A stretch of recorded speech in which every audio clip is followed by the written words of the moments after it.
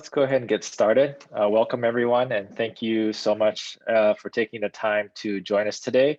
For our webinar, we're going to talk about the global data center colocation and interconnection market. It's meant to be more of a high-level discussion. I'll show you some data points that we've published recently in our annual global colocation report. But we're really just going to touch on some of the high points and walk through as many global markets as possible and talk through a lot about what we're thinking about internally as an analyst firm as we approach some of the growth trends and demand drivers in the industry. So yeah, I think we're going to start right now, and want to just give a shout out to NetApp for sponsoring the webinar. Thank you guys for making this possible. We're going to be doing a lot more webinars throughout the year. So if the sponsorship is co-sponsoring these webinars is of interest to any of you, please feel free to reach out to us. I'll drop my email address at the end of the slide, and then you can drop us an email and we can chat more about it. So without further ado, let's just dive into the webinar. We're going to first go through some of the global market segments for the colocation industry, and we'll just start really high level with what the overall market size is for the global data center colocation market. So just to be clear, this is for third-party colocation services revenue. So this does not include on-premise data centers, enterprise self-built data centers, or even hyperscale self-built data centers. This is only what colocation operators are generating in terms of revenue by leasing data center space and power to customers. So as you can see here, we have the 5-year CAGR between 2020 and 2025 at just over 11%. And that's really driven, as you all well must know, it's driven a lot by the hyperscale segment, which I'll break down later in the later slides. But we have the global market at just under $54 billion, and that's USD in revenue, and that'll hit, we think, just over 90 billion by 2025. So you can see that there's a meaningful uptick between 21 and 22.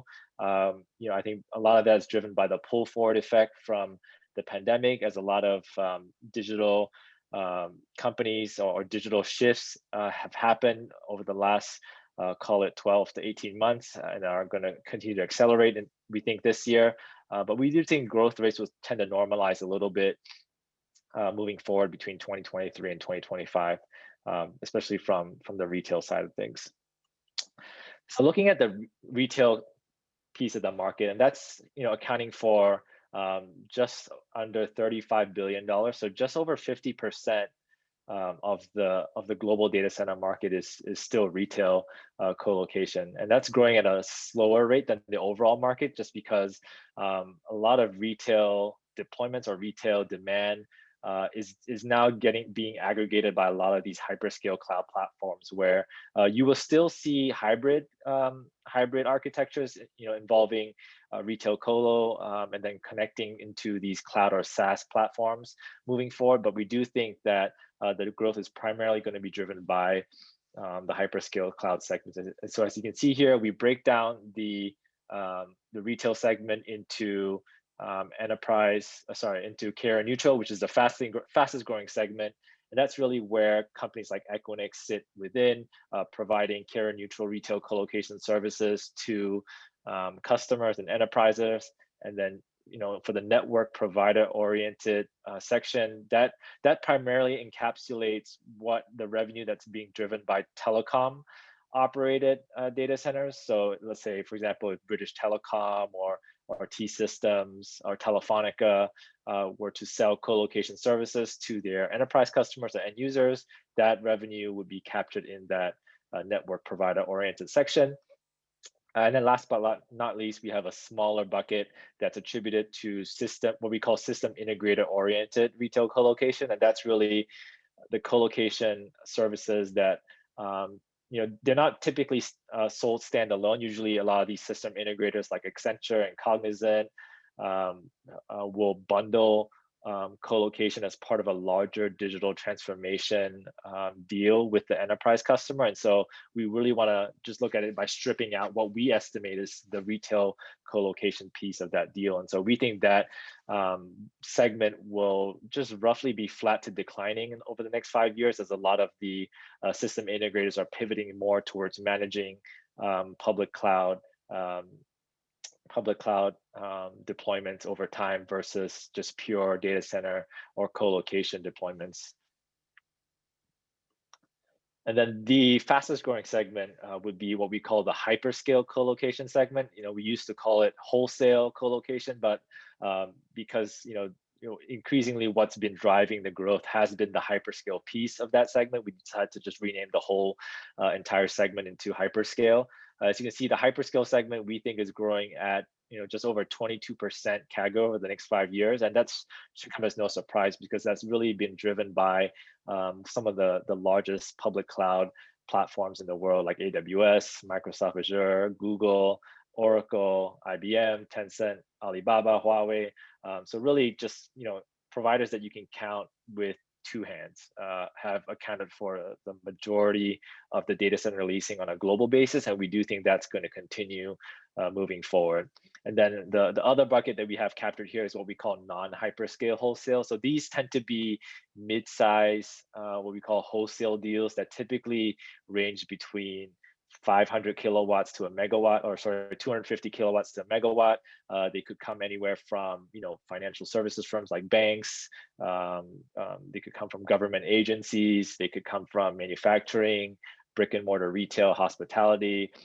So think of it as more of traditional enterprise or large Fortune 2000 companies that are still requiring co-location deployments of meaningful medium size, in addition to what they're doing with the public cloud. So we think that segment is going to grow at just over 4%. So pretty slow, given that a lot of that demand is being shifted and aggregated by these hyperscale cloud platforms.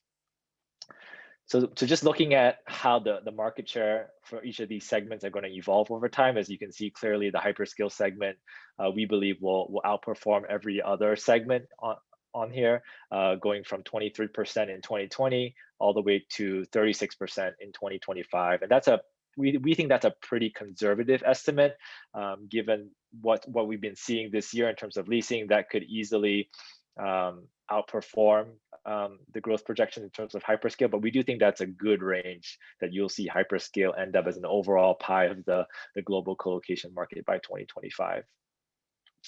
So let's talk a little bit about the interconnection market. We've tried to size it in terms of revenue, and then later on you'll see some of the cross-connect numbers that we have. But really, we think that we are estimating the global data center interconnection market to be around $2.5 billion in revenue as of 2020, and growing at a 10% CAGR between 2020 and 2025. And so some of you may think, why is the interconnection revenue CAGR slower than the overall global colocation market CAGR? We think that's due to several factors. I think you see the big spike in 2020, 2021 driven by a lot of cross-connect buying due to the shifts that we've seen being accelerated by the pandemic. But also, I think you kind of see cross-connect pricing start to come down over time, similar to what we're seeing with co-location pricing. You're going to see virtual cross-connects or software-defined networking becoming a more important and critical piece in the overall interconnection story, and that's really a more cost-effective way to provision interconnection capacity as opposed to physical cross-connects, and we'll dive into some of the numbers later on. So looking at the global interconnection market size in terms of number of cross-connects, so this is an aggregation of both physical and virtual cross-connects, and we're just over 1 million cross-connects globally as of 2020. As you see, we project that number to double by 2025, so just under 2 million cross-connects, growing at a 13% CAGR. So we do think the cross-connect count will grow a lot faster than the revenue number. Mentioned earlier about how there's going to be a decline in cross-connect pricing, similar to what you're seeing with bandwidth pricing and with co-location pricing, and that's a natural evolution, I think, of a maturing segment and a maturing industry, and also because I think as more and more companies and customers purchase larger sets of cross connects, typically you'll get some sort of a volume discount if you're purchasing, call it 10 plus cross connects per deployment versus, if you're doing just a few cross connects, call it two years ago. So we do think that's a pretty accurate portrayal of the market growth moving forward. If you were to break it down into physical versus virtual cross connects, obviously the virtual piece is still a very small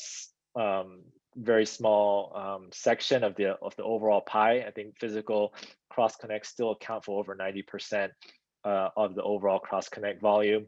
But as you can see here, we do have that CAGR for virtual cross connects being very high, given it's driven off of a much smaller base. So we're projecting virtual cross connect growth in terms of number of cross connects to grow at a 41% CAGR over the next 5 years, whereas physical cross connects, will still maintain a relatively healthy CAGR at 9%. Moving forward. And I think the reason why we have such a high CAGR for virtual cross connects, virtual cross connect growth outside of just the fact that it's growing from a much smaller base is that, when we were talking to a lot of these data center operators or interconnection providers that used to that do both virtual and physical cross connects. What the feedback was a couple years ago was that clients, their customers still prefer the stability and predictability of a physical cross connects, and they used to just do virtual cross connects for burstable seasonality type workloads or for test and dev and R&D type workloads. So they wouldn't put anything production. They wouldn't trust SDN or virtual cross connects for production workloads when it first kind of got off and running. But increasingly, as the technology and the industry starts to mature, I think you're going to see a lot more production workloads being provisioned through virtual cross connects, more and more through virtual cross connects, in addition to what's happening on the physical cross connect side. So I think that'll manifest itself into a pretty healthy growth rate for the virtual cross connect piece of the pie. As you can see, it's going to account for from 7% in 2020, and we're projecting it to be just over 20% by 2025. So giving you a sense of some of the leaders in terms of cross connects on a global basis, and that's excluding China for this study. So for the over 1 million cross connects, physical cross connects, you can see Equinix has is by far and large the largest company in terms of market share, followed by Digital Realty, and then Global Switch. I think it's worth noting that the Digital Realty number also includes the cross connect base that it acquired from the Interaction acquisition in Europe, which is a huge boost to their overall physical cross connect number. And then you have other familiar providers such as Global Switch, which is very active in Asia and Europe. You have KDDI Telehouse, which is primary deployments in Japan, as well as in certain strategic markets across Europe and Asia as well. And then NTT GDC really starting to flex its expansion muscle across many markets in Europe and Asia, and even in the US through the Raging Wire platform. So a lot of familiar names out there. You see some kind of market specific names like @Tokyo and Sunny Vision and NextDC that are very market and region specific. And then you have US providers that are either more US centric or US providers that are pivoting to a more global type footprint. So it's worth noting that the top 3 providers of Digital Realty, Equinix, and Global Switch account for around 60% of that market share. We expect that to be distributed a little bit more moving forward, as more and more companies and cross connects start to get provision over time. And then shifting over to the virtual cross connect side of the market, again excluding China, we do think that this is currently the landscape. It's still relatively small group of providers, so to speak. Although we do expect that to increase. We recently saw the announcement from Unitas Global about its SDN platform, so they ultimately will be included in this list moving forward. So this will ultimately be a list that will be updated regularly and frequently from us. So expect to see new providers on here, as well as updated market shares moving forward. But this is currently where the landscape sits with Equinix.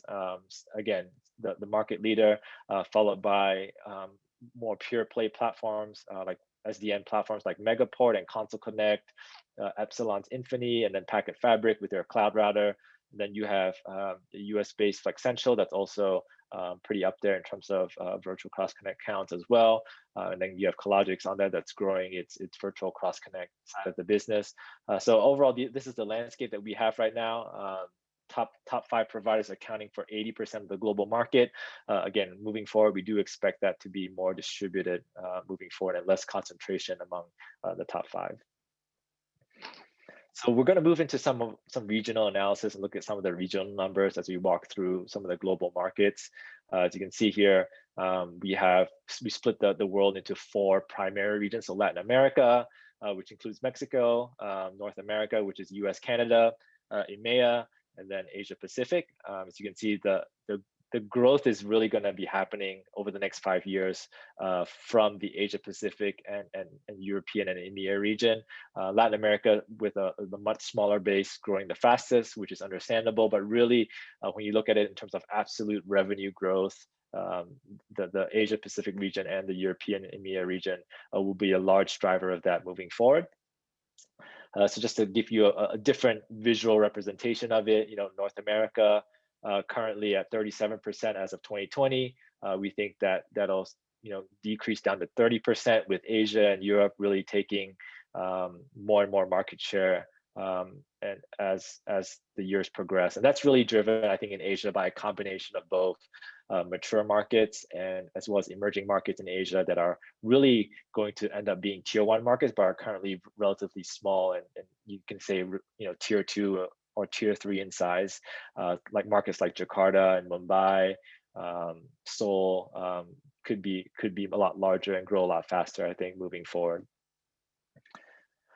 So looking at it from a megawatt perspective, which is really how we take a look at a lot of these market analysis and how we look at a lot of our deep dive asset level tracking is using a megawatt approach. And so, you can see here, pretty similar to on the revenue side, except for I think Asia Pacific has a lower megawatt CAGR than the revenue growth side. As you can see here, relatively consistent with what you're seeing on the revenue side moving forward. Another way to represent the data, again, when you look at it this way, North America slightly larger from a megawatt perspective compared to revenue, and that's because overall from the North America market, colocation pricing is relatively low in North America compared to other regions like Europe and Asia Pacific. So that makes a lot of sense to us in terms of the way the numbers are playing out from a megawatt basis versus revenue. And just a way to think about it, so we're taking what we're projecting between 2020 and 2025 in terms of average critical power capacity being built or brought online per year. As you can see, every year between now and 2025, we expect just under 2 gigawatts of co-location capacity to be brought online on a global basis. And the way it's distributed, it's mostly towards the Asia Pacific region at 735 megawatts a year, followed by North America at 582 megawatts, and then EMEA at 529, and Latin America at 94 megawatts. So really, again, Asia Pacific, EMEA really driving a lot of that growth, and North America being the most mature market, still continuing a pretty stable growth trajectory over the next 5 years. So looking at the global leaderboards for colocation revenue for 2020, as you can see, the top 15 providers currently account for around 50% of the global market. So very familiar names that that you're accustomed to seeing, and this includes also the Chinese players. So you have China Telecom, China Unicom, China Mobile, GDS, even 21 Vianet in there as part of the top 15. And then you have the usual global suspects, global players like Equinix, Digital Realty, NTT, Saraswat, KDDI, CoreSite, Cyxtera, CenturyLink, Flexential as the top 15 providers on a global basis. And zooming in onto the Americas region, so looking at North America and Latin America, given Latin America's still pretty small in the overall size of things, we just decided to include Latin America in the Americas section. So top 15 providers account for 55% of the Americas region. Again, very similar dynamic. So you have a lot of these providers on this list are still very much US based operators that are continuing to grow. As you can see, Equinix Digital Realty relatively even in market share. And that's really because of Digital Realty's acquisition of the Ascenti platform in Brazil that really helped it to gain market share as we look at it in terms of the Americas region. But outside of that, some very familiar names that you see here on this list. In the EMEA region, you again have Equinix and Digital as the top two. But it's a little bit more different once you go from the third ranked provider all the way down to 15. You have a mix of telecom providers like British Telecom, T-Systems, Telecom Italia, Orange Business, Ross Telecom. And then you have some carrier neutral guys in there too, like Colt and Global Switch, KDDI, CyrusOne, and the Virtus data center business, which is now fully part of the STT GDC family. So top four providers accounting for 52% of the market share in EMEA, and we expect that to remain relatively stable moving forward. In Asia Pacific, you have a slightly different mix of market leaders because this is including China. And China being the largest market in Asia Pacific right now, it's just natural that you see a lot of the dominant Chinese telcos, top three telcos from China, as well as GDS, 21 Vianet and Chindata, which primarily play in the Chinese market on this top 15 leaderboard. But you also have other notable APac players that have pan-Asian footprints, as well as footprints that are very centralized in markets like Japan, Korea, Singapore being part of that, and Australia being part of that top 15 leaderboard.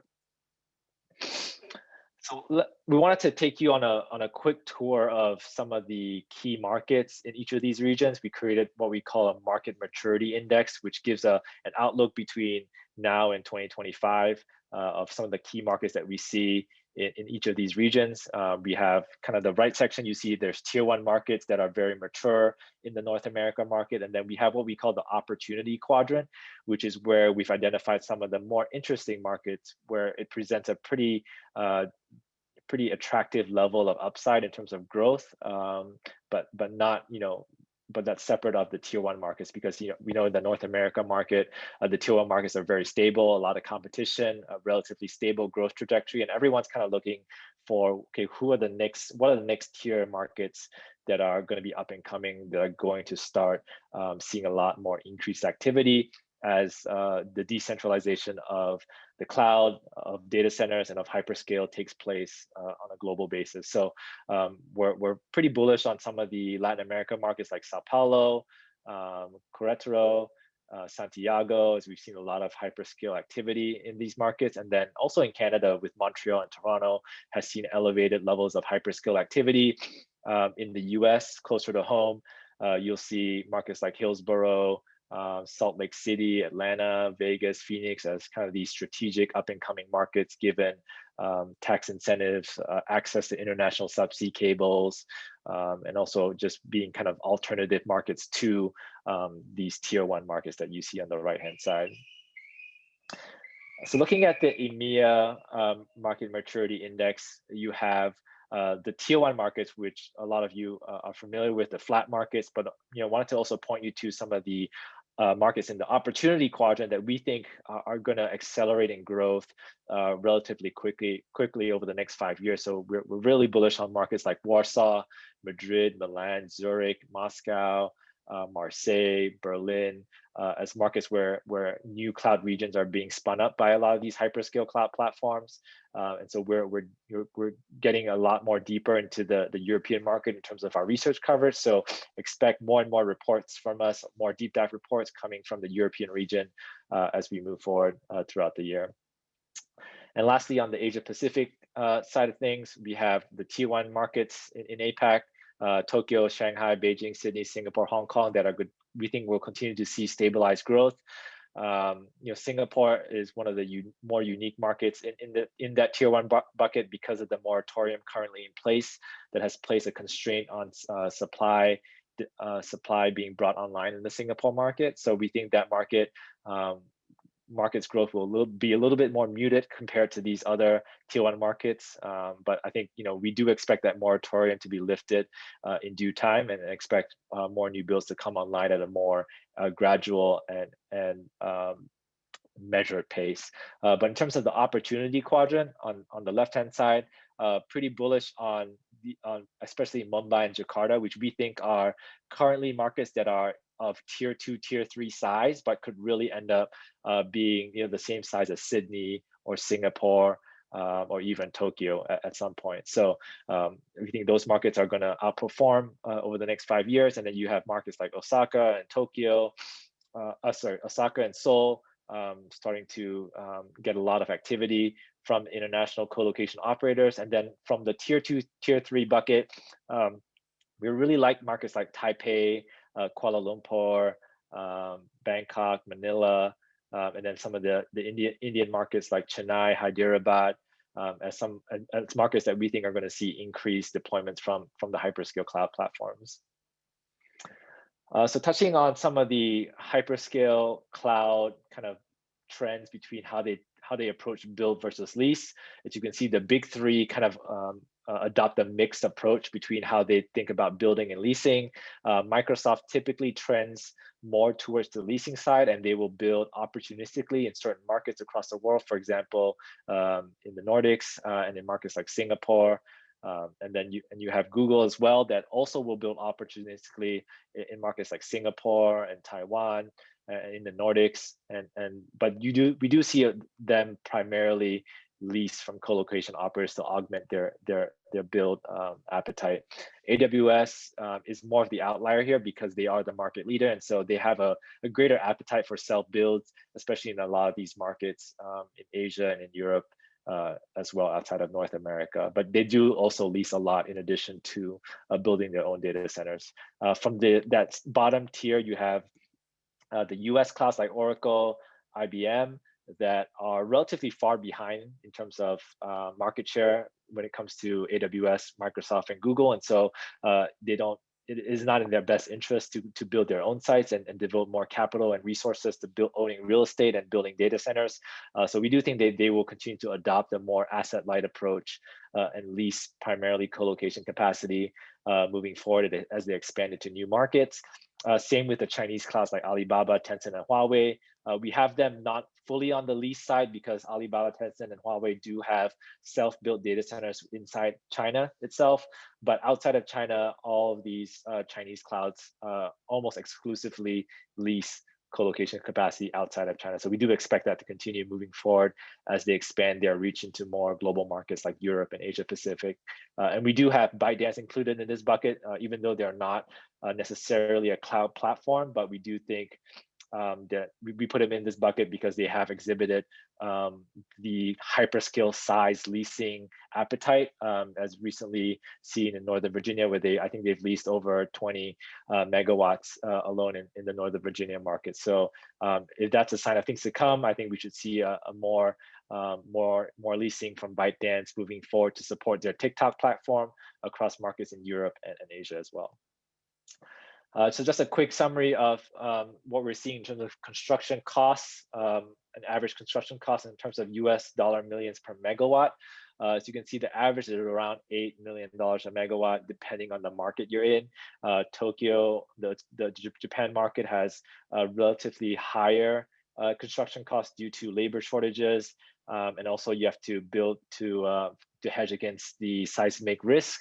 So you have to build additional resiliency for earthquake and seismic risk for your data centers, whereas the other markets are relatively consistently within a pretty tight range when you talk about major markets versus emerging markets. So I want to touch on some of the hyperscale and edge trends that we're seeing. We talked a lot about co-location and data center trends in particular, but wanted to touch on 5 key trends in terms of how we're viewing the hyperscale and edge movement. And the first one is, we're seeing hyperscalers move closer and closer to the edge. So what does that mean? We think that if you look at the left chart, that's really the AZ nodes of Microsoft Azure, and the right-hand chart really looks at is a representation of Akamai's CDN node. So we think that the hyperscale clouds will continue to decentralize their footprints to look more and more like CDNs in terms of their coverage on a global basis, and that'll happen incrementally and over time. But as hyperscale clouds started off centralizing their footprints, we think that over time they will start to decentralize their footprints into more localized markets. And so they're not likely to build these nodes in smaller increments at the edge because it doesn't scale very efficiently. So what they've done is build different deployment scenarios through converged infrastructure appliances. AWS rolled out local zones last year, and that's really basically an edge data center that's deployed via colocation, leasing with colocation operators. So outpost appliances set up and connected back to a cloud region. So Microsoft is doing something similar too with their Azure Edge Zones, which is small increments of compute located at its edge POP. So we think that's going to materialize more and more moving forward into more local markets. So second, edge data center models are increasingly diverse. So there's various definitions of what an edge data center is. One level, it could be a facility in a secondary market. Some people call that edge. Some people define edge as small, in terms of smaller form factor data centers where it's within a shipping container in a containerized format, or sitting in micro data centers at the base of wireless towers. So there's many different, I think, deployments for edge that's still being figured out by the industry and still in its nascency. And so they're still increasingly diverse, and we think that will remain the case. And it will be really based on the use case and the application, very, very application specific, I think, for the time being, and mainly driven by CDNs and telecom companies moving forward. And that'll eventually mature into more mainstream adoption over time. But we do think we're still in the very early stages of the edge data center models. So thirdly, we see edge hyperscale as emerging as a new category. So initially we thought of it as just hyperscale clouds deploying within edge markets or secondary markets, but increasingly what we're seeing is a hybrid or a combined approach between proximity-centric hyperscale deployments and their compute nodes. So think compute node size deployments of 5 to 10 megawatts, but very proximity-sensitive locations. So really adjacent to highly connected areas or highly interconnected data centers like carrier hotels. And we're seeing requirements in that 5 to 10 megawatt range for these edge hyperscale deployments. So we do think that there's going to be more and more of these edge hyperscale deployments moving forward, in both secondary and in tier 1 markets. So fourth, edge at the wireless tower. We think edge at the wireless tower is moving from concept to reality in terms of smaller edge sites at the base of wireless towers that we've seen activity from guys like American Tower partnering with Edge Presence for a site in Denver. We're seeing also Flexential starting to do more edge deployments at the base of wireless towers as well. So we do think that deployment scenarios are going to be ultimately driven by use cases, as with the edge data center models that I mentioned in point 2. So we'll see how that evolves over time. But we're seeing already the hyperscale clouds like AWS and Microsoft start to move in that direction as well in terms of deploying their compute infrastructure closer and closer to these telecom wireless networks to get closer and closer to the eyeballs. Next is cloud connectivity being increasingly crucial in co-location conversations. I won't spend too much time on this, but I think we talked about it earlier in the interconnection section of the presentation, where a lot of the interconnection volume activity will be driven increasingly by these software-defined networking platforms or SDN platforms to enable more and more virtual cross connects. And lastly, we do think the building of edge footprints is already underway. It's still in its infancy, but things are starting to get moving, and we think the quicker path to an edge compute footprint is likely to take pre-existing assets and convert them. And so that's another way of, I think, the industry will start to evolve in that respect moving forward. So do look out for more and more research from us on the edge front. We do have a growing practice and coverage of what's going on at the edge as it relates to data centers and hyperscale cloud. So I wanted to stop here and then stop for some quick Q&A. I think we're at 5:40, so just 40 minutes since the top of the hour. So I want to leave like five minutes or so for Q&A. Happy to answer some of your questions, but before we jump into Q&A, as you guys think about the questions to ask, wanted to give you guys a quick overview of what we do in terms of research coverage. We primarily cover the internet infrastructure ecosystem, and so what we mean by that is, we look at managed infrastructure, cloud infrastructure, data centers, and the ecosystem surrounding that. Those are the four main pillars that make up of our research coverage. And so we really focus on the service provider piece, so the infrastructure service providers, looking into the hyperscale value chain on a global basis, with our sweet spot being independent operators or mid-market operators that are doing some really interesting things outside of what the publicly traded guys are doing. So some of the services that we provide, we provide a regular flow of information through our analyst notes distribution, quarterly reports and insight reports. We do speaking and webinars like these. Prior to COVID, we did do physical events in Toronto and in Singapore. We do a selective amount of consulting advisory and lead gen advisory, as well as our more popular reports, which are data center deep dives into certain markets across Europe and Asia and Canada. So analyst notes kind of looks like this. It's an email that goes to you 4 times a week that summarizes some of the key developments in the internet infrastructure services ecosystem.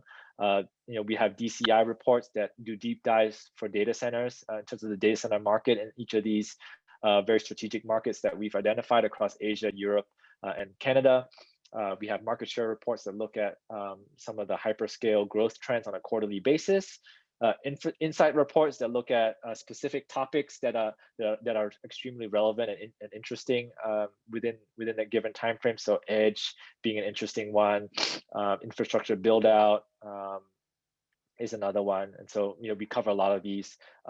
Pretty much once every 2 months, we'll publish an insight report. So quarterly reports as well, 4 times a year. We have a global one as well as an APac focused report. And yeah, want to thank NetApp for sponsoring this webinar. So I'm going to dive a little bit and look at some of the Q&A.